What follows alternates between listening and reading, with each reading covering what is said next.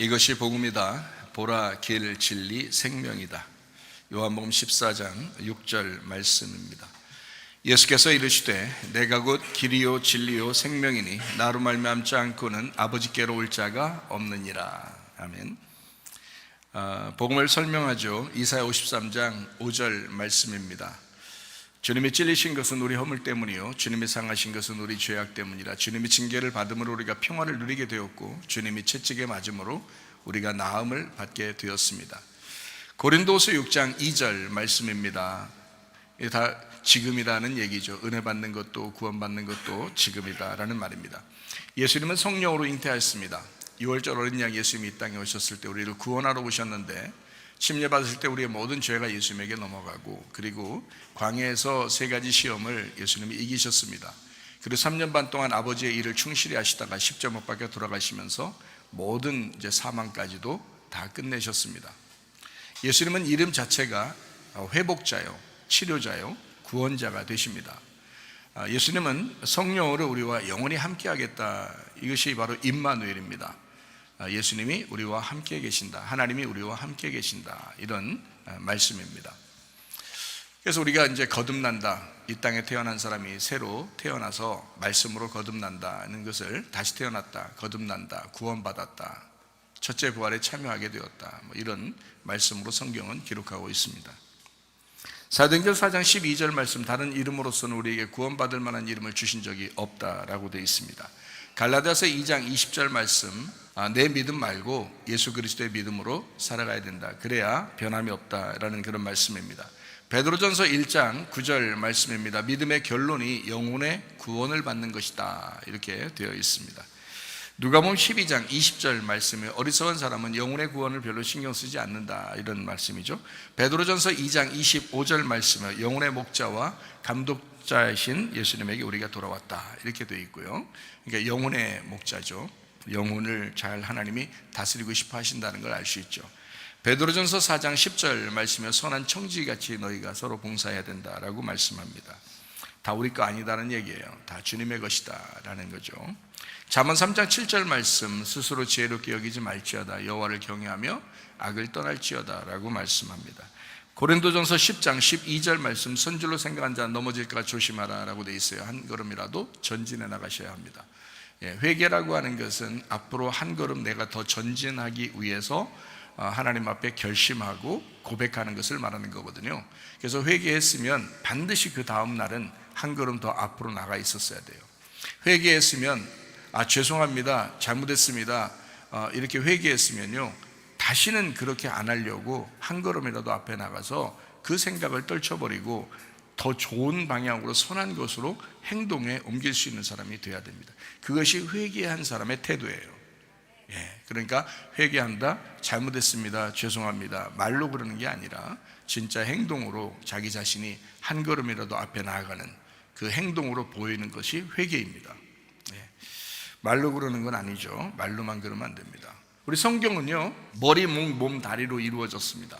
성경은 머리, 목, 몸, 다리로 이루어졌는데, 머리는 하나님의 비밀인 그리스도요, 그리스도를 믿고 구원받은 우리가 침례나 세례를 통해서 교회라고 하는 그리스도의 비밀, 교회, 그리스도의 한 몸으로 들어옵니다. 그래서 서로가 교회에 들어오면 서로가 다른 사람의 유익을 위해서 살아가는 거예요. 다른 사람의 유익을 위해서 살아가는, 그래서 서로 연합하고 한 덩어리가 되는 거죠. 이것을 이제 교회라고 말씀합니다. 무엇으로 우리가 하나 되냐면 말씀으로 하나 돼요. 요한복음 1장 1절에 보면 하나님은 말씀이라 그랬어요. 그래서 하나님의 나라는 말씀의 나라입니다. 그러니까 말씀이 우리 속에 있느냐, 이것이 이제 우리 속에 천국이 있느냐 아니면 천국이 없느냐, 이런 이제 구분을 할 수 있는 거죠. 그래서 하나님이 말씀이기 때문에 말씀의 나라에 우리가 들어왔다. 그게 천국이다. 그래서 우리는 천국을 지금 살고 있느냐, 말씀의 나라에서 살고 있느냐, 이제 이런 이야기입니다. 그러니까 말씀을 듣고 말씀에 순종하며 살고 있느냐, 굉장히 중요한 것입니다. 창세기 2장 5절 말씀에 보니까 하나님은 인간을 만드실 때 예배 때문에 만드셨다, 농사짓는 예배 때문에 만드셨다라고 되어 있고요. 창세기 2장 7절에 인간을 만드시고 그 코에 생기를 불어넣어 주셨다라고 되어 있습니다. 창세기 2장 8절에 에덴 동산을 두시고 거기서 예배하게 하셨다. 그러므로 예배의 장소가 있다는 거죠. 그 장소는 지금으로 말하면 우리의 마음의 양심입니다. 그리고 우리의 가정입니다. 그리고 우리의 교회입니다. 이것이 우리가 예배하는 장소죠. 거기 에덴 동산입니다. 그 에덴 동산을, 타락한 에덴 동산을 회복시키는 것이 바로 예배의 목적이에요. 그래서 서로 사랑하게 만드는 거죠. 마태복음 13장의 말씀에 보니까요, 사람의 마음이 길가밭이 있고 돌짝밭이 있고 그리고 가시밭이 있다, 이렇게 이야기했습니다. 그래서 좋은 밭을 만들어서 100배, 60배, 30배의 결실을 맺도록 해야 된다, 이렇게 말씀합니다. 요한복음 4장 23절 24절의 말씀에 보면요, 하나님은 영이신데 예배하는 자가 영과 진리로 예배하는 자를 찾으신다. 그래서 영과 진리로 예배해야 된다라고 말씀을 했습니다. 디모데전서 4장 5절 말씀이요, 말씀과 기도로 거룩해진다 그랬습니다. 그러니까 여러분과 저는 뭐 때문에 우리가 거룩할 수 있고 뭐 때문에 성도가 되고 뭐 때문에 천국 갈 수 있느냐, 사실 말씀과 기도입니다. 그래서 말씀을 듣는 것부터 시작을 하는 거예요. 말씀을 들으니까 믿음이 생기죠. 믿음이 생기니까 구원을 받아요. 구원을 받으니까 예배를 드리게 되죠. 예배를 드리니까 하나님을 더 많이 알게 된단 말이에요. 자기를 발견하고 하나님을 알게 되죠. 하나님을 알게 되니까 알면 알수록 사랑이라는 걸 깨달아요. 하나님이 사랑이구나. 그래서 주님을 사랑한다, 말씀을 사랑한다, 교회를 사랑한다, 그리고 가족들을 사랑한다 라는 것을 알게 되죠. 그래서 사랑이라고 하는 것이 점점 더 넓어지는 거죠. 그래서 연합하고 사랑하고 그러는 겁니다. 이게 이제 하나님의 최종 목적이에요. 그러니까 사랑이라고 하는 것이 완성이에요. 그렇죠? 사랑이 완성이에요. 그러니까 사랑하기 위해서 그 사랑이 뭐냐라는 걸 알려니까 의리를 지키라는 거예요. 책임감을 다하라는 거예요. 의무감을 가지라는 거예요. 그게 사랑이죠. 의무감도 갖지 않고 책임감도 갖지 않고, 남편을 남편으로 여기지도 않고 아내를 아내로 여기지도 않고, 교회 주일학교 아이들도 그냥 대충 신경도 안 쓰고 이러면서 사랑한다 말은 누가 못해요. 그건 사랑이 아니라고요. 하나님은 사랑이다라고 할 때는 의무와 책임을 다하고 그게 사랑이라고 말해야 된다는 거죠. 그걸 사랑이라고 말하는 거지. 말로만 사랑하는 거야. 뭐 말로만 주여 하는 거 누가 못합니까? 다 하죠. 그런다고 천국 가는 게 아니죠. 천국에 가는 사람들은 말로 하는 게 아니에요. 몸으로, 행동으로, 늘 기도함으로, 그것이 몸의 습관이 되도록 만드셔야 합니다. 그러니까 잘 안 된다 그러면 자꾸 하세요. 그래서 습관이 되도록 그렇게 하시라고요. 그게 성경이니까 성경 말씀대로 따라야죠. 성경, 우리가 주님 사랑한다면서요. 그럼 말씀대로 따라야죠. 그 말씀대로. 그러니까 저도 그렇게 안 따르려고 하면서 막 얘기하는 거 아니에요. 저도 따르려고 하면서 얘기하니까 얘기할 수 있는 거예요.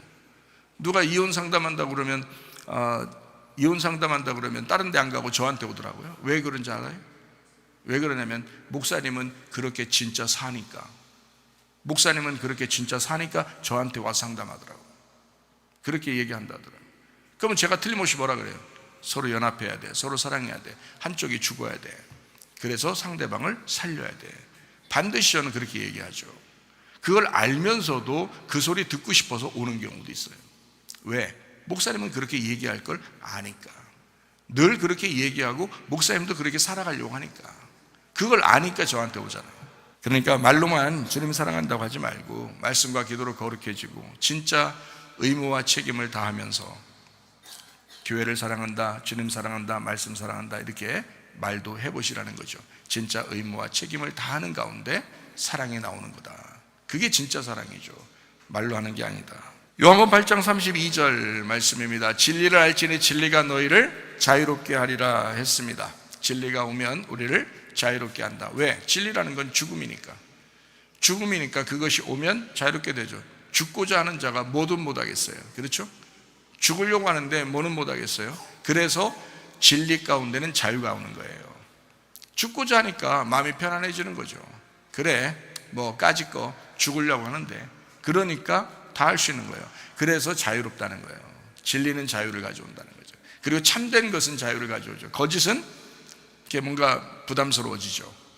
그리고 자기도 어렵고요. 근데 진실함, 참됨 이런 것이 오면요 자유하죠. 자기가 진짜인데 뭐, 자기가 진리인데 뭐, 그럼 자유하죠. 그래서 진리가 너희를 자유롭게 한다, 그런 말씀입니다. 자, 요한복음 14장 6절 말씀, 오늘 말씀입니다. 예수께서 이르시되 내가 곧 길이요 진리요 생명이니 나로 말미암지 않고는 아버지께로 올 자가 없다라고 되어 있습니다. 자, 길이 있고 진리가 있고 생명이 있다 이렇게 말씀하거든요. 그러면 길이라고 하는 건 시작을 말하고요, 진리라고 하는 건 과정을 의미하는 거고요, 생명이라는 건 결과를 의미하는 것입니다. 그렇죠? 완성을 의미하는 거예요. 생명이라는 게 그게 사랑이에요. 사랑, 생명. 그럼 그 사랑이 그냥 나오냐? 아니다. 진리 가운데서 나오는 거다. 그러니까 진리가 먼저 와야 사랑이 나오는 거예요.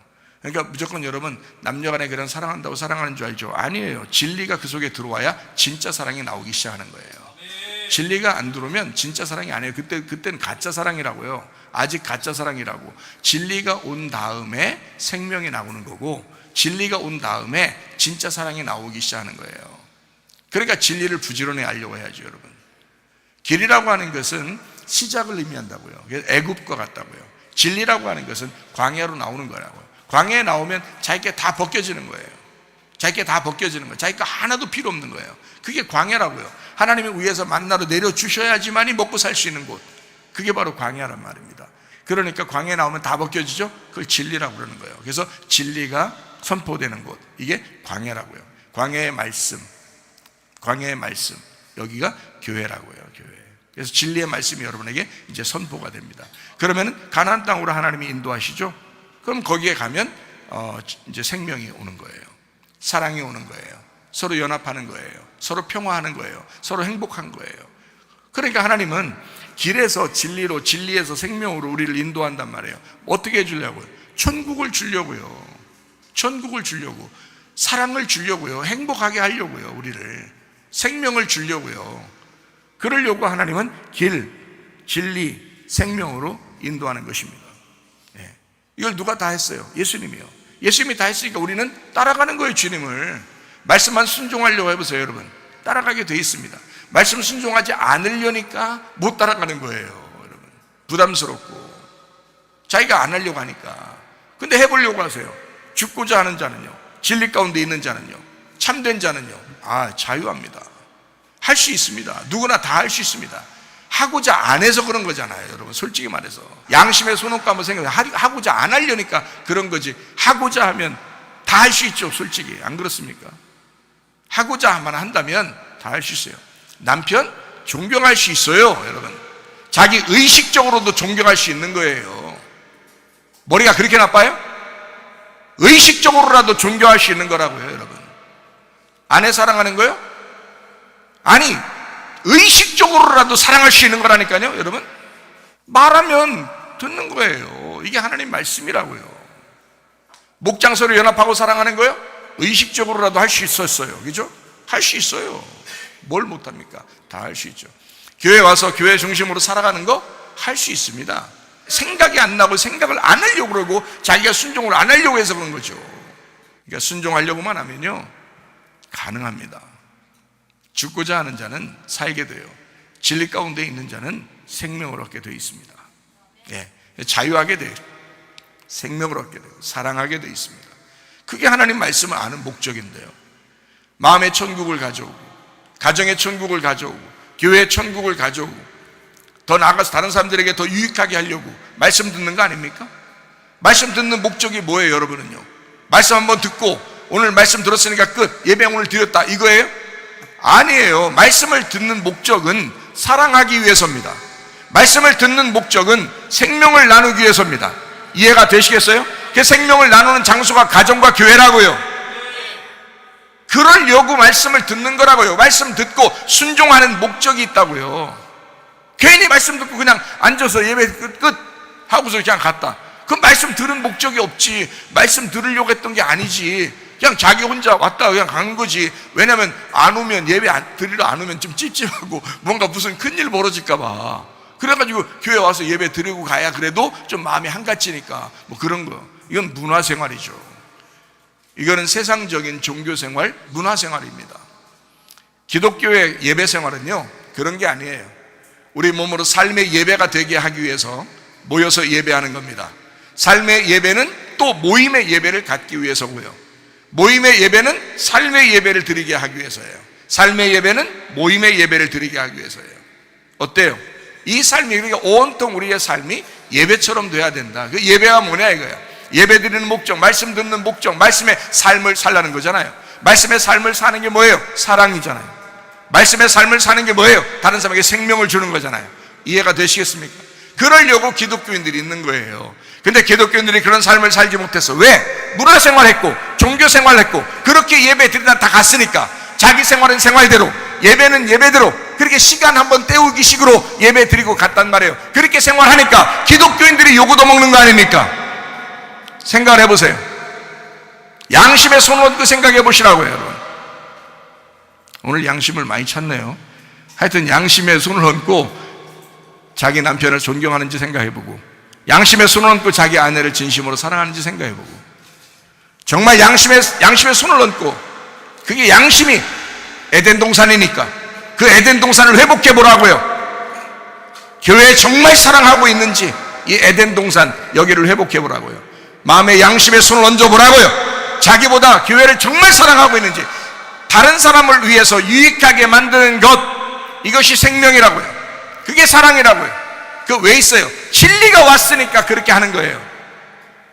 길이요 진리 대신 예수님을 아니까 생명이 나오는 거란 말이죠. 예수님은 길이요 진리요 생명이 됐으니까요. 우리가 그 길로 가서 그 진리를 깨달으니까 생명이 나오는 거지. 예수를 따라가는 자들이요, 그게 주님의 제자요, 그게 그리스도인이요, 그게 천국의 백성입니다. 천국 가려면요, 여러분 그냥 막 가는 게 아닙니다. 천국 가려면 길이요 진리요 생명으로 인도되셔야 합니다. 그러니까 여러분 마음의 양심에 회복이 돼야죠. 회복이 있어야죠. 에덴의 동산이 회복해야죠. 여러분 가정이 회복해야죠. 교회가 회복해야죠. 여러분 있는 곳이 회복돼야죠. 왜냐하면 생명이 나갈 거니까, 사랑이 나갈 거니까, 하나님 말씀을 알면 할수록 그 순종하니까 그대로 나갈 거니까 말씀에 순종하시기를 바랍니다. 말씀을 들으면 순종하세요. 저는 교회를 사랑하니까 있는 그대로 얘기를 할 수밖에 없다고요. 여러분 말씀에 순종하는 사람을 저도 사랑하고 주님도 그 사람을 사랑합니다. 노아를 보세요. 노아 방주를 지었죠. 엄청난 시간과 기간이 필요했습니다. 그 정성이 필요했습니다. 그렇게 노아는 그 노아 방주를 하나님이 지으라는 만큼 지었습니다. 얼마나 수고했겠어요? 얼마나 노력했겠어요? 자기의 믿음을 세운 것입니다. 엄청난 노아 방주를 짓고 하나님은 노아를 그 안에 집어넣어서 구원해 버렸습니다. 다시 말하면 네가 가지고 있는, 말씀을 듣고 가지고 있는 그 믿음으로 너는 구원받을 것이다 이거예요. 너의 방주를 지어라, 너의 믿음을 지어라. 그 안에 들어가서 넌 구원받을 것이니까. 그러니까 교회 나왔다고 다 구원받는 게 아니라 진심으로 알으라는 거죠. 믿음을 세우셔야 합니다. 여러분의 믿음의 방주를 세우셔야 합니다. 그걸 건축하고 그 속에 들어가 그 믿음 안에서 구원받는 거란 말이에요. 여러분이 주님을 믿는다고요? 말로만요? 아니에요. 안 됩니다. 그렇게 해서는 안 됩니다. 말로 믿는 게 아니라 행동으로 믿는 거예요. 행함이 없는 믿음은 거짓 것이다. 행함이 없는 것은 죽은 것이다. 여러분, 가정의 에덴 동산을 회복해야 되겠죠. 교회 에덴 동산을 회복해야 되겠죠. 여러분의 마음의 양심의 에덴 동산을 회복해야 되겠죠. 분명합니다. 여러분, 제 진실로 얘기합니다. 그 말씀에 순종하시고 그대로 살아가시기를 바랍니다. 그래야 됩니다. 그게 진짜니까. 6이라는 세상이 있습니다. 6은 세상을 의미합니다. 7이라고 하는 것은 예수님을 의미합니다. 6이라는 세상은 5라는 율법에 하나를 더한 것입니다. 원래 율법은 5거든요. 숫자 5같이 모세 오경도 5개잖아요. 보리떡 5개 이렇게 얘기하잖아요. 그런 것처럼 율법을 의미하는 겁니다. 율법이 5라는 것을 의미해요. 손가락도 5개죠, 한쪽이. 10계명도 반반 나누면 10계명인데 반반 나누면 5개, 5개 이렇게 나누어지겠죠. 마찬가지로 이렇게 5라는 숫자는 율법을 의미합니다. 근데 거기에다가 자기가 하나 더 들어가면요, 그러면 6이 되는 거예요. 육신이 된단 말이에요.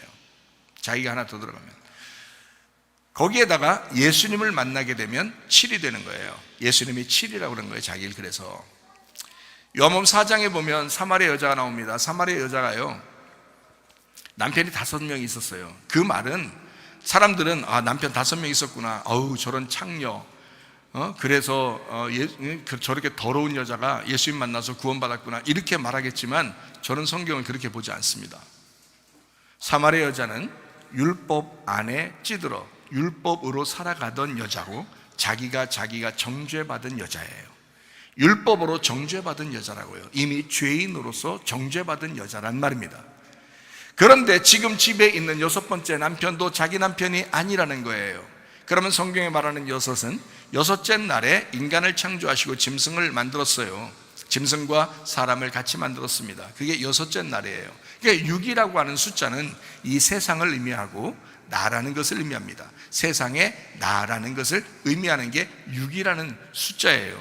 그러니까 이 사마리아 여자는 집에 여섯 번째 남편이 있는데 그것도 내 남편이 아닙니다. 나 남편 없어요 라고 했어요.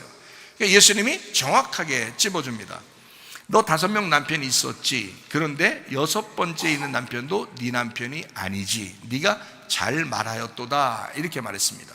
예수님이요. 그러면서 예수님이 자기를 7번째 남편으로 오신 예수님을 소개합니다. 나는 위에 있는 물을 너한테 전달하러 온 남편 예수야 라는 것을 전달하는 거죠. 자, 이 여자는 그렇지 않아도 율법을 알고 있었던 여자예요. 율법 안에서 정죄받은 여자예요. 자기를 너무 잘 알아요. 자기가 너무 죄인인 걸 너무 잘 알아요. 여러분, 자기 스스로 자기가 죄인이라는 걸 잘 모르는 여러분이 혹시 앉아있다면, 여러분, 당신은 율법을 모르는 자요. 사마리아 여자보다 율법을 모르는 자요. 그게 그 당시에 바리새인들이었습니다. 자기들은 율법을 안다고 생각했지만 전혀 성경을 모르는 사람들이었습니다. 그런데 사마리아 여자는 자기가 누군지 알아요. 자기가 죄인인 줄 알아요. 왜? 남편 5이 있었기 때문에, 율법이라는 걸 정확하게 알고 있었기 때문에 자기를 발견한 것입니다. 하나님의 말씀이 여러분에게 있는 것은 첫 번째, 여러분 자신을 알게 하기 위해서입니다. 여러분을 발견하게 하려고 성경책이 있는 거예요. 목사가 왜 있느냐? 여러분 자신이 죄인이라는 사실을 먼저 발견하게 하려고 하는 거예요. 그리고 회개하게 만듭니다. 그리고 예수를 소개하는 거예요. 여러분 생각해보세요. 성경 자체가요 2가지를 설명합니다. 하나는 자기를 발견하게 하고요, 또 하나는 예수를 발견하게 하는 것입니다. 그게 성경에 있는 목적이에요. 이 여자는 자기를 발견했어요. 자기를 알았어요. 너무 자기를 알았어요. 정죄받았어요. 너무 죄인이에요. 힘들어요. 살기 힘들어요. 그런 여자였는데요, 6번째 남편이 누구겠어요? 6번째니까 사람이죠? 누구예요? 나예요. 내가 6번째 남편이라고요. 내가 6번째라고요. 그 남편과 이 사마리아 여자는 하나라고요. 그러니까 이 사마리아 여자, 그것도 내 남편이 아닙니다. 나는 남편을 만나야 되는데 진짜 남편 아직 못 만났습니다. 6번째도 남편이 아닙니다. 나는 남편이 없어요 라고 얘기한 거예요. 예수님 얼마나 정확하게 얘기했다고 말씀입니까? 너는 정말 잘 말했도다. 너는 정확하게 얘기했도다 라고 말씀합니다. 그러면서 예수님을 소개하는 거예요. 예수님은 7번째입니다. 안식일의 주인 되신 예수님. 안식일의 주인 되신 예수님. 이 예수님이 우리에게 오면 자기를 소개해요. 신랑 되신 예수님을 소개해요. 하나님 아버지를 소개해줘요. 하나님 말씀을 깨닫게 해줘요. 그러니까 여러분, 먼저 순서가 있어요. 사마리아 여자처럼 자기를 발견하는 사람, 그리고 회개하는 사람에게 예수님을 발견하게 만든다 이거죠. 예수님을 발견하게 만든다. 그가 우리의 구세주구나, 우리의 은혜로운 자구나, 우리를 구원하시는 자구나, 우리를 보호하는 자구나 라는 것을 깨닫게 되는 거죠. 이거예요. 근데 사람들이 어때요? 자기가 죄인임을 잘 모릅니다. 자기가 뭔 죄를 크게 졌나 이렇게 생각도 안 하고 있습니다. 그러니까 먼저 죄인을 만들어야 되는데, 그 죄인을 만드는 것이 뭐냐? 율법이에요. 율법의 말씀을 통해서 여러분에게 이런 죄도 있고 저런 죄도 있는데, 율법의 말씀을 비춰보니까 너는 죄인이야. 특별히 네가 하나님을 모르는 게 죄야. 인간으로 태어났는데 인간을 창조하신 하나님 주인을 모르는 게 그게 죄야. 다른 것보다도 그게 가장 큰 죄야. 이렇게 성경은 우리에게 가르쳐주고 있습니다. 그러니까 죄인이 아닌 사람이 없었던 거죠. 다 죄인입니다. 하나님을 만나지 못했으면 다 죄인이에요. 그런 사람들에게 예수를 소개하는 것이에요. 교회가요, 하나님 말씀을 증거하는 자가, 사명자가 하나님을 소개해 줍니다. 자, 자기를 발견하게 하죠. 그리고 회개하는 자에게 예수님을 소개합니다. 자기를 발견하지 못한 사람이 교회에 와서 하나님에 대해서만 얘기를 듣습니다. 그러니까 이 사람이 구원을 받을 수 있나요? 생각을 보세요. 율법을 받지 못했는데, 율법의 말씀을 모르는데 하나님은 사랑이시다, 하나님은 은혜로우시다, 하나님 우리를 구원하시다, 요 얘기만 들으니까 이게 구원받을 수 있나요? 율법이 먼저 와야 은혜가 오는 거거든요. 구약이 먼저 와야 신약이 오는 거거든요. 율법이 와서 우리를 정죄해야 구원자가 오는 거거든요. 근데 사람들은 율법을 전혀 들어보지 못해요. 자기가 죄인임을 깨닫지 못해요. 자기를 발견하지 못해요. 하나님 말씀을 통해서 자기가 자기를 발견하는 말씀을 들어야 되는데 그런 말씀은 듣지 않고 다 우쭈쭈 해주는 얘기만 듣는단 말입니다. 교회에서. 그럼 어떻게 구원받을 수 있나요? 자기를 발견하지 못했는데 어떻게 구원받을 수 있나요? 자기가 죄인인 것도 깨닫지 못하는데 어떻게 구원받을 수 있나요? 성경을 통해서 우리 교회를 와서 여러분 먼저 알아야 할 것은 자기가 죄인임을 깨닫는 것입니다. 자기가 어떠한 존재구나, 자기가 어떠한 인간이구나 라는 것을 깨닫는 거예요. 분명하게 자기를 펼쳐 보여야 한다는 거예요. 자기의 옷이 벗겨져야 예수 그리스도의 옷이 입혀지는 것입니다. 생각해 보세요. 자기를 발견하지 못하는 거예요. 그러니까 예수를 발견하지 못하는 거예요. 진짜 예수를 발견하지 못하는 거예요. 여러분, 은혜가 어디서 온 줄 아십니까? 율법에서 온 것입니다. 율법과 은혜는 같은 거예요. 여러분, 선악과와 생명나무는 하나입니다. 선악과를 먼저 먹게 돼 있고 그 다음에 생명나무를 먹게 돼 있는 거예요. 순서가 있어요. 율법을 먼저 알게 돼 있고 그 다음에 은혜라는 복음을 깨닫게 돼서 구원받는 것입니다. 정확하게 하세요. 이 목사님은 오늘 좀 감정이 안 좋은가 봐. 전혀 그렇지 않거든요. 그런 거 가지고 제가 감정이 상해서 말씀을 잘못 증거하거나 그런 거 없거든요. 그런 거 없어요. 성경에 있는 말씀을 저는 알아요. 제가 예수님 만났어요. 예수님 만났어요. 나를 발견했어요. 내가 얼마나 죄인임을 깨달았어요. 그리고 예수님 만났어요. 그리고 말씀을 깨달았어요. 그리고 하나님을 알게 됐어요. 얼마나 좋은지, 이 하나님이 얼마나 좋은지 이 하나님을 가르쳐주고 싶은 거예요. 이 하나님을 소개해주고 싶은 거예요.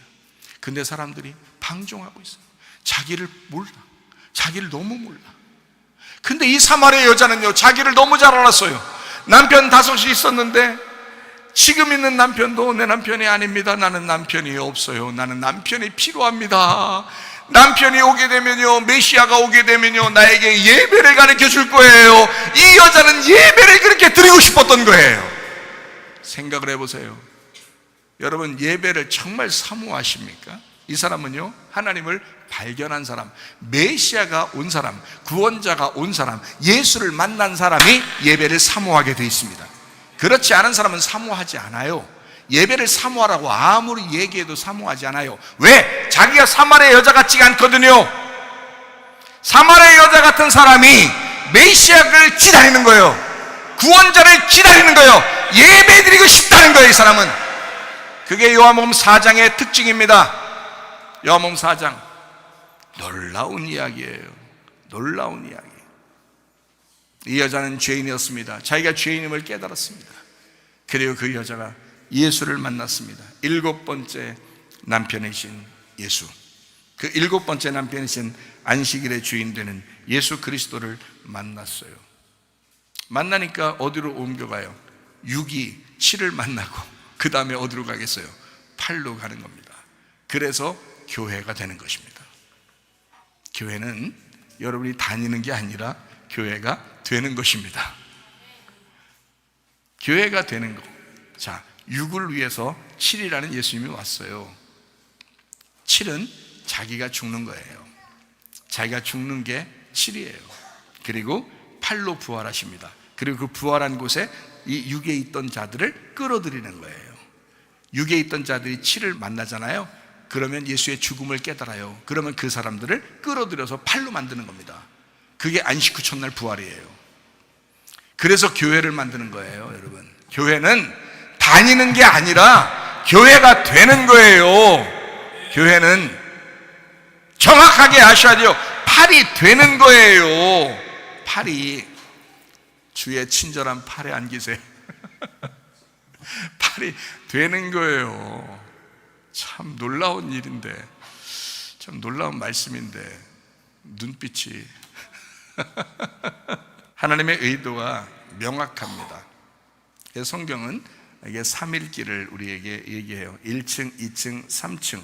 노아의 방주도 1층, 2층, 3층 돼 있잖아요. 그죠? 그리고 애굽에서 나올 때도 애굽, 광야, 가나안 이렇게 돼 있죠. 그리고 성소도 뜰, 성소, 지성소 이렇게 만들어 놓잖아요. 그래서 우리가 앞으로 나아가는 거예요. 이렇게. 그래서 6에서요 7로 가면 그걸 깨닫고 그리고 8로 가는 게 완성이에요. 그래서 교회라고 하는 것이 예수 그리스도를 만난 자들의 완성입니다. 그래서 교회를 사랑하라, 교회를 사랑하라 자꾸 얘기해 주는 거예요, 여러분에게. 목사님이 교회에 있으니까 뭐 교회 사랑하라고 이렇게 여러분한테 그렇게 얘기해 주는 것 같아요? 천만의 만만의 말씀. 저는요, 우리 교회 성도들 많이 있든 적게 있든 아무 상관 안 하는 사람입니다. 아무 상관없어요. 내가 주님 만날 때 내가 합당한 사람이냐, 이게 중요한 사람이에요. 먼저는 저에 대해서 생각을 하는 사람이잖아요, 그죠? 그런데 성경을 내가 하나님의 마음에 합당한 사람이냐라고 내가 나를 생각해 볼 때 내가 주의 종이냐, 내가 주의 사명자냐, 그러면 나는 뭐 하는 사람이냐, 이걸 자꾸 생각할 거 아닙니까? 제가 사명자로서 있어야 할 목적이 있을 거 아니에요. 그러면 나는 이 성경을 가르쳐 주는 사람이다. 근데 성경의 가르침에는 이렇게 삼일기로 이루어졌다. 그래서 그거를 정확하게 여러분에게 가르쳐 줘야 되기 때문에 교회 사랑해 가는 것이 완성이다. 교회의 생명을 나눠주는 것이 완성이다. 요거를 계속 얘기해 줄 수밖에 없는 거예요. 우리 교회 나오면 그럴 수밖에 없어요. 제가 그를 뭐 숨기겠어요? 거짓말을 치겠어요? 그럴 수 없죠. 그래서 교회를 사랑하는 마음으로 제가 살아간다. 나는 자랑하려고 교회 사랑하는 마음으로 살아간다는 얘기 한 적이 없어요. 그렇게 하는 게 아니에요. 그런 마음이 아니라고요, 여러분. 정확하게 아시라고. 교회 사랑이라고 하는 것은 한 개인을 얘기하는 게 아니라는 거죠. 전체를 얘기하는 거예요. 모두를 얘기하는데 그게 교회인데 그게 모임이라고요. 그래서 그 교회, 여러분 가정 그리고 교회 이렇게 얘기하잖아요. 항상 제가 말을 얘기할 때 세 가지를 중심으로 얘기합니다. 마음의, 먼저 개인의 마음의 양심, 이게 첫 번째. 두 번째 가정의 모임, 그리고 교회 모임, 이렇게 세 가지를 똑같이 얘기하잖아요. 왜? 이게 에덴 동산이니까. 그게 에덴 동산이에요. 그 에덴 동산에서 쫓겨난 인간이 하나님을 못 만나요. 예배를 못 드려요. 그래서 에덴 동산 가야 예배를 드리는데 에덴 동산을 회복해야 되잖아요. 그러니까 우리가 어떻게 해요? 우리 마음의 양심을 회복해야 되겠죠. 가정을 회복해야 되겠죠. 교회를 회복해야 되겠죠. 이해가 되십니까? 그게 예배라고요. 그러려고 하나님 말씀을 듣는 거거든요. 그러니까 제가 숨기거나 거짓말할 수가 없더라. 말씀을 있는 그대로 가르쳐 줄 수밖에 없더라. 그리고요, 성경에서는요, 두 가지, 선악나무하고 생명나무하고 이렇게 두 가지가 있잖아요. 이 두 가지가 하나예요. 하나예요. 그래가지고 이 하나가 우리가 선악과 먼저 먹었어요. 근데 생명나무를 준다. 이게 성경이에요. 그래서 이렇게 설명을 하는 거거든요. 성경에 보면 머리하고 꼬리가 있습니다. 그런 얘기 들어봤죠? 머리하고 꼬리. 출애굽기에 보면, 출애굽기에 4장에 보면요, 머리 꼬리가 정확하게 알 수 있어요. 머리 꼬리. 머리가 된 자는 꼬리가 되고 꼬리가 된 자는 머리가 된다 그러죠. 이게 정확하게 알 수 있어요. 모세가 지팡이 들고 올라갔어요. 지팡이 들고 산에 올라갈 때, 하나님 만나러 올라갈 때 지팡이 들고 올라갔거든요. 그러니까 지팡이 머리를 붙잡고 올라갔겠지. 지팡이 끝에 지팡이 꼭지 이렇게 찍는 그 꼭지를 붙잡고 올라갔겠어요? 이렇게 지팡이 이렇게 세워놓고 이렇게 안 떨어지게 하려고 이렇게 하면서 올라갔겠냐고요. 머리를 붙잡고 올라갔다고요. 머리를 의지해서 꼬리를 찍으면서 올라왔다고요. 이렇게 올라왔더니 하나님이 뭐라 그래요? 그 지팡이를 갖다가 내려놔라 그러죠. 지팡이를 던져봐라 그래요. 그러니까 지팡이를 딱 던졌거든요. 던졌더니 세상에 이게 뱀이 된 거야. 뱀이 돼서 확 움직이는 거예요. 아유, 깜짝 놀랐죠. 모세가 엄청 놀랐죠. 그러니까 자기가 사실 올라올 때 지팡이에 뭘 잡고 올라온 거예요? 지팡이 이 뱀 대가리를 붙잡고 올라온 거예요. 뱀 대가리를 붙잡고 이 꼬리를 찍으면서 이렇게 올라온 거예요. 그러니까 얼마나 놀랬겠냐고요. 이걸 딱 노니까. 그러니까 하나님이 어떻게 해요? 깜짝 놀랐는데 이 모세에게, 야, 이제는 꼬리를 잡아라 그러잖아요. 꼬리를 잡아봐라. 그러니까 모세가 꼬리를 딱 잡죠. 잡으니까 그게 어떻게 됐어요? 머리가 되죠. 지팡이 머리가 되는 거죠. 그래서 이제 꼬리를 딱 잡고 내려올 때는 꼬리 잡고 이제 꼬리가 지팡이가 됐어요. 지팡이가 그렇게 머리 된 거예요. 그러니까 머리가 꼬리 되고 꼬리가 머리 된 거예요. 이렇게 바뀐 거예요. 지팡이 머리를 잡았는데 뱀의 꼬리예요. 뱀의 꼬리를 잡고 지팡이 머리를 의지해서 이렇게 쫙 내려옵니다. 찍으면서 내려왔겠죠? 그 땅에 뭐가 꽂히겠어요? 뱀 대가리가 막 꽂히면서. 그래서 뱀의 머리를 밟았다 그러는 거예요. 주님이 뱀의 머리를 밟았다. 예수님은 머리로 오셨겠어요? 꼬리로 오셨겠어요? 꼬리로 오신 거예요. 꼬리로. 아니 여러분, 처음에 올 때부터 머리로 왔어요? 아니라니까. 부활하고 난 다음에 머리가 되신 거지. 그러니까 머리가 되시려면 뭐가 됐어야 돼? 처음에는 꼬리가 됐어야지. 그래서 예수님이 오셔가지고 학대당하고, 예수님이 오셔서 십자가에 매달려 돌아가시고 종처럼 그렇게 끌려다니고 그러잖아요. 그리고서 나중에 예수님이 부활하고 나니까 그분이 우리의 머리가 되셔서 지금 여러분이 모여있는 이 자리가 예수님을 머리 삼고 예배드리고 있잖아요. 우리가 그 꼬리였던 예수님을 예배드리고 있다고요. 이 세상의 원리가 그렇습니다. 내가 꼬리가 되고자 하면 머리가 될 것이고요, 머리가 되고자 하는 사람은 꼬리가 될 것입니다. 이게 성경의 원리예요. 그러니까 부활하신 예수님, 머리 되신 예수님. 그래서 모세가 지팡이 머리를 의지했는데 올라갈 때는 뱀 대가리를 잡고 올라간 거고요, 내려올 때는 뱀 꼬리를 잡고 내려온 거예요. 뱀 꼬리를 잡고. 근데 그게 지팡이의 머리가 되더라. 그래서 그렇게 찍으면서 내려왔어요. 그게 출애굽기 4장에 설명해 놓고 있습니다. 그 내용이요. 제가 얘기하는 게 아니라 성경에서 이야기하고 있다, 그 말입니다. 자, 그러면 마가복음 10장 31절 말씀을 한번 볼까요? 그러나 먼저 된 자로서 나중되고 나중된 자로서 먼저 될 자가 많으니라 라고 되어 있습니다. 먼저 된 내가 나중되고 나중된 내가 먼저가 된다. 나중된 내가 누구예요? 나중된 내가. 먼저 된 내가 나예요. 뱀 대가리 같은 거라고요. 근데 꼬리로 오신 분이 누구라고요? 예, 나중된 나라고요. 그분이 머리가 되신다, 먼저가 되신다고요. 무슨 말인지 알겠어요? 그러니까 예수님은 꼬리로 오셨는데 나중에 머리가 되신다고, 이런 말이라고요. 성경 로마서 8장 29절 말씀을 보겠습니다. 로마서 8장 29절에 하나님이 미리 아신 자들을 또한 그 아들의 형상을 본받게 하기 위하여 미리 정하셨으니 이는 그로 많은 형제 중에서 맏아들이 되게 하려 하심이라 라고 되어 있죠. 예수님은 맏아들이 되셨다 그랬어요. 그러면 여러분, 성경에서는 첫째 아들과 둘째 아들이 있죠. 형하고 동생이 있죠. 그러면 성경에 먼저는 형이요, 두 번째는 동생이라고요? 먼저는 첫째 아들이요, 두 번째는 둘째 아들이란 말입니다. 그러면 첫째 아들이 누구예요? 첫째 아들이 나예요. 첫째 아들이. 그러니까 이렇게 생각하면 딱 맞아요. 첫 번째 창조된 사람이 누구냐, 이걸 생각하면 돼요. 첫 번째 창조된 자가 누구냐, 이 땅에서 나온 자, 내가 없으면 성경이 필요 없잖아요. 내가 있으니까 성경도 필요한 거지. 내가 이 땅에 태어났다, 이게 첫 번째라고요. 우리가 천국 가려면 첫 번째 태어나서 천국 가요? 아니야, 거듭나야 천국 가는 거예요. 그렇죠? 그러니까 첫 번째 태어났다 그러면 그게 나야. 그러니까 첫째 아들, 그게 나야. 형, 그게 나야. 그러면 동생 누구예요? 예수님이란 말이에요. 두 번째 아들 누구예요? 예수님이란 말이에요. 내가 첫 번째 아들이고 두 번째 아들이 예수님이란 말이에요. 나를 대신해서 오신 예수님이라고요.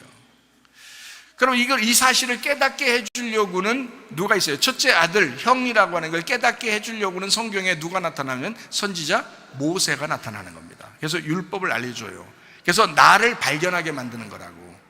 그러면 두 번째 아들, 동생이라고 하는 것을 오신 분이 누구예요? 그분으로서 오셔서 자기를 깨닫게 해주려고 하신 분이 누구예요? 예수님이라고요.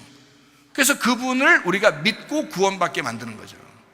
이해가 되시죠? 그래서 맏아들이라고 하는 게 있고요, 둘째 아들이라는 게 있어요. 맏아들 되시게 하셨다. 모든 형제들 중에서 맏아들 되게 하셨다. 첫 열매, 그러니까 첫째 부활하신 자다, 이런 의미거든요. 그러니까 예수님은 죽음에는 둘째 아들이고요, 잘 들어요, 죽음에는 둘째 아들이고 부활에는 첫째 아들이 되셨다, 이 말이에요. 이해가 되시겠어요? 예. 그러니까 죽음에 있어서는 두 번째 아들로 오셔서 죽으셨고요, 부활에 있어서는 첫 번째 아들이 되셨다. 그래서 맏아들이다, 이렇게 말하는 거라고요.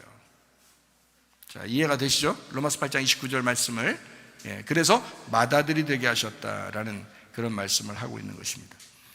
요한복음 1장 17절 말씀입니다. 율법은 모세로 말미암아 주어진 것이요 은혜와 진리는 예수 그리스도로 말미암아 온 것이다 라고 되어 있습니다. 자, 첫 아담 나를 위해서 모세와 예수님이 필요하다는 거죠, 성경이. 그래서 모세가 나오는 거고, 먼저 예수님이 나오지 않습니다. 먼저 모세가 나와야 되는 거예요. 먼저 선악과를 먹은 우리들 때문에 선악과가 먼저 나와야 되는 거예요. 그리고 나중에 생명나무가 나오는 거예요. 먼저 모세가 나올 수밖에 없어요. 그리고 예수님이 나오는 겁니다. 성경은 원래 정해져서 공식처럼 쓰여진 거예요. 그래서 이건 한 번 공식을 알게 되면 이건 잘 알 수가 있는 거예요. 한 번 공식을 알게 되면 흐트러지지 않는 겁니다. 이런 공식들은 정해져 있는 거니까. 말라기 4장 5절 6절 말씀이에요. 보라, 여호와의 크고 두려운 날이 이르기 전에 내가 선지자 엘리야를 너희에게 보내리니 그가 아버지의 마음을 자녀에게로 돌이키게 하고 자녀들의 마음을 그들의 아버지에게로 돌이키게 하리라. 돌이키지 아니하면 들었건대 내가 와서 저주로 그 땅을 칠까 하노라 하시니라 라고 했습니다. 거기에는 엘리야가 나온다라고 했고, 그 다음에 예수님이 나온다 했어요. 예수님보다 먼저 엘리야가 온다 이렇게 말했죠. 그것이 이제 요한복음 1장 27절에 이렇게 말씀하는 거죠. 곧 내 뒤에 오시는 그이라 나는 그의 신발끈을 풀기도 감당하지 못하겠노라 라고 말씀하셨습니다. 이것이 침례 요한이 나중에 나오시는 예수님에 대한 이야기예요. 그러니까 침례 요한과 예수님에 대한 이야기다, 이렇게 나와 있는 거죠. 마태복음 18장 4절 말씀입니다. 그러므로 누구든지 이 어린 아이와 같이 자기를 낮추는 사람이 천국에서 큰 자니라 라고 되어 있습니다.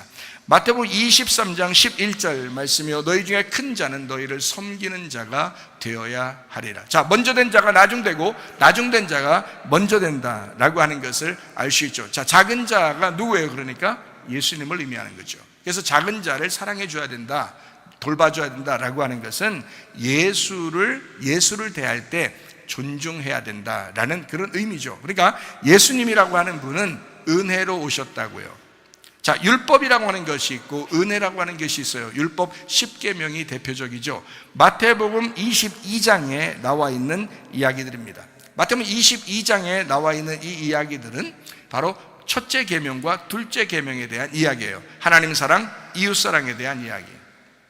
그것이 완성이 되면 서로 사랑이 이루어지죠. 요한복음 13장에 나오는 서로 사랑 세 계명이 나오는 것입니다. 자, 생명나무는요 이렇게 되어 있습니다. 생명나무가 예수님이죠. 예수님은 죽음과 부활을 같이 동시에 가지고 계신 분입니다. 죽음과 부활을, 다시 말하면 하나님과 예수님을 동시에 가지신 분이에요. 예수님은요 알파와 오메가가 되시는 분입니다. 알파도 되고 오메가도 되시는 분이시다. 시작도 되고 끝도 되시는 분이다. 처음도 되고 나중도 되시는 분이다. 이게 십자가와 부활이다. 자, 성경의 창세기부터 시작해서 요한계시록까지 선악과부터 시작해서 생명나무로 끝나는 그런 내용을 담고 있다. 이게 예수님 안에서 이루어지는 말씀이다.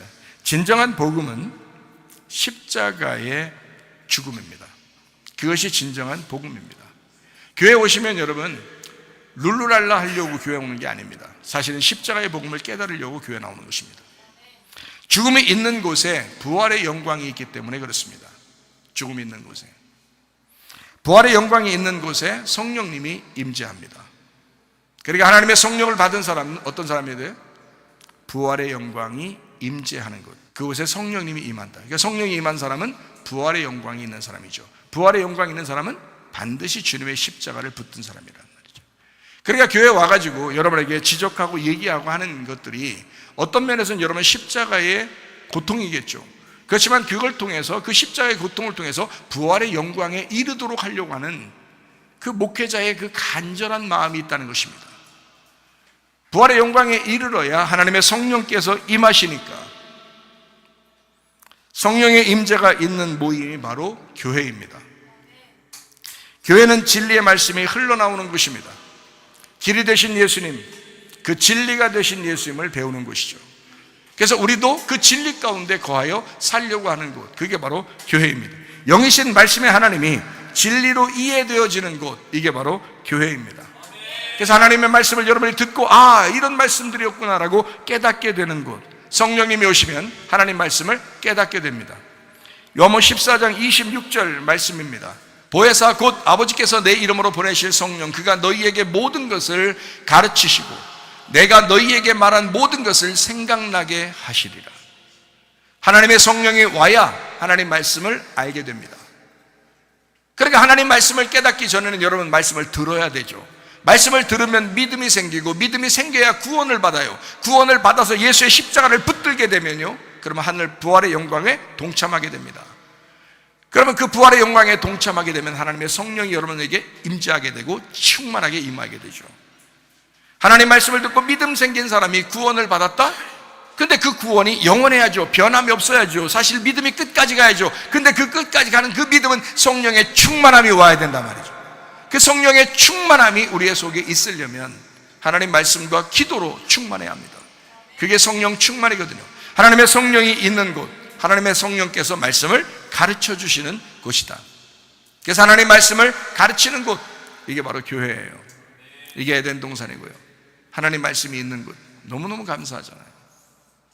제가 성경을 이렇게 보면서 참 특이했던 점이 또 하나 있었는데요, 그게 바로 요한일서 2장에 나오는 요한일서 2장 20절 말씀입니다. 너희는 거룩하신 자에게서 기름 부음을 받고 모든 것을 아느니라, 이렇게 되어 있습니다.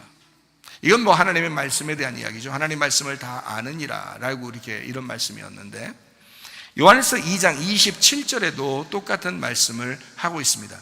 너희는 주께 받은 바 기름 부음이 너희 안에 거하나니 아무도 너희를 가르칠 필요가 없고 오직 그의 기름 부음이 모든 것을 너희에게 가르치며 또 참되고 거짓이 없으니 너희를 가르치신 그대로 주 안에 거하라, 이렇게 되어 있습니다. 성령의 기름 부음 받을 때가 제가 한참 됐어요. 그러니까 대학교 2학년 때 아버지 돌아가시고 난 다음에 환상 가운데 하나님께서 이제 음성으로 내려주시면서 그 기름 부음 주신 적이 있었어요, 그날. 그래서 저는 기름 부음 받고 모든 걸 다 알 줄 알았어요. 근데 그때부터 고생이 시작됐습니다. 고생이 시작되면서 계속 저를 굴리는데 엄청나게 돌았어요. 그때부터 엄청나게 고생을 많이 했습니다.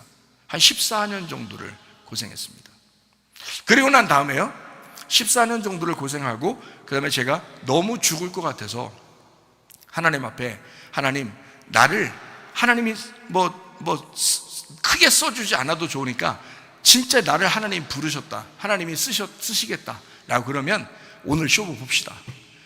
나 천국이라도 가야 될 테니까 나 천국이라도 좀 가게 해주십시오. 나 오늘 천국 아니면 지옥입니다 하고서 내가 그날 끝장 보려겠어요. 저 한번 한다면 하잖아요. 그래서 끝장 보려고 딱 했는데요, 그날 주님께서 말씀으로 만나셨습니다. 그래서 그 말씀을 알게 된, 그때부터 쫙 성경이 풀리기 시작하는데 그때부터 이게 알게 있더라고요, 이 말씀을. 이게 하루아침에 오는 게 아니구나. 이게 말씀을 읽고 말씀을 듣고 말씀을 계속 깨달아 알면서 하나님께서 주시는 놀라운 말씀의 은혜, 성령의 기름 부음이라는 게 있구나 라는 것을 알게 된 것입니다. 그 다음부터 제가 말씀에 고민하지 않습니다. 말씀을 쫙쫙 이해가 됩니다. 여러분에게 그 공식들을 여러분에게 쭉 가르쳐 주고 있는데요, 자주 이 말씀 공식들을 가르쳐 주고 있습니다. 어떻게 보면 이런 울타리를 이렇게 쳐주는 거죠. 말씀에 여러분 스스로 읽으면서 들으면서 이해하도록, 그리고 그 말씀대로 살아가도록, 그리고 하나님께서 역사하셔서 여러분도 깨닫게 되도록, 그렇게 계속 공식 그리고 그 울타리를 여러분에게 쳐주고 있습니다. 예수님은 길이요 진리요 생명이 되십니다. 천국을 주실 목적으로 우리 주님께서 6이라고 하는 곳에서 우리를 7로 만나게 하시고, 그리고 8로 인도하십니다. 애굽에서 광야로, 광야에서 가나안 땅으로, 1층에서 2층으로, 2층에서 3층으로, 뜰에서 성소로, 성소에서 지성소로 인도하시는 하나님. 그 8, 가나안 땅으로 우리를 인도할 목적으로, 그 천국을 소유하게 할, 천국을 주실 목적으로 성경의 주님이 우리에게 길과 진리와 생명이 되었습니다. 요한복음 14장 6절 말씀 읽고 마치도록 하겠습니다.